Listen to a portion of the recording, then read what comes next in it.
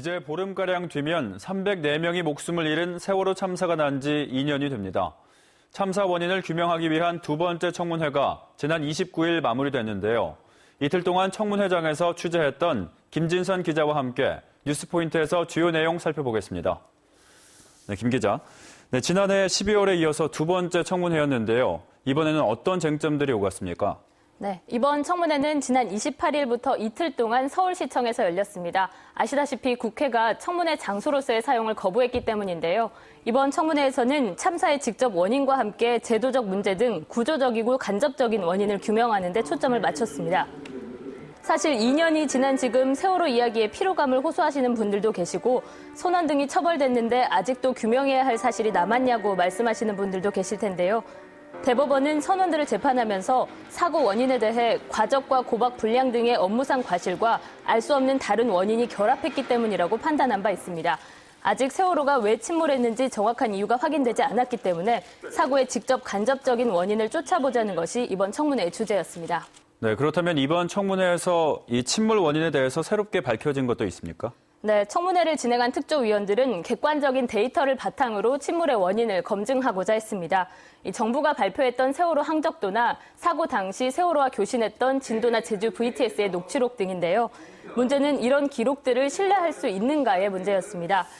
이 정부가 발표한 항적도의 경우 8시 48분부터 49분 사이 29초가 누락이 됐는데 그 후반대의 기록에서는 우선회하던 세월호가 갑자기 크게 좌로 도는 등 3초 동안 물리적으로 불가능한 회전 각도를 보였기 때문입니다.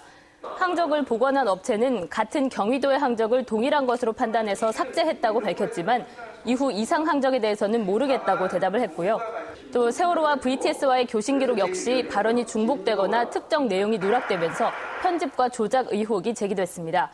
특조위는 이들이 의도적으로 편집됐을 가능성을 제기하면서 정부가 내놓은 자료 이외에도 광범위한 자료 수집이 있어야 참사의 원인을 밝힐 수 있다고 결론 내렸습니다. 네, 그리고 사고 당시 선내 상황에 대해서도 새로운 진술이 나왔다고 하던데요. 어떤 것이었나요? 네, 사고 당시에 청해진 해운 측에서 선내에 대기하라는 지시를 내렸다는 증언이 새로 나왔습니다. 이 세월호의 직원이자 생존자인 강혜성 씨가 증인으로 출석해서 밝힌 내용인데요.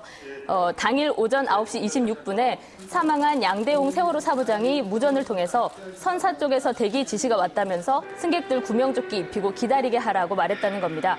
앞서 해경이나 검찰 조사에서는 한 번도 밝혀지지 않았던 내용이었습니다. 강 씨는 뒤늦게 이런 사실을 말한 이유에 대해서 영업부 직원들의 희생에 누가 될까 봐 그동안 말하지 못했다며 유가족들에게 사과를 하기도 했습니다.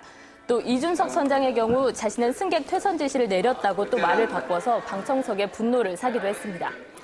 네, 그리고 그동안 의혹이 끊이지 않았던 국정원과 세월호 관계에 대한 내용도 쟁점이 됐었죠. 네, 청문회에서는 청해진 해운 직원이 쓴 업무 일지가 공개됐는데요.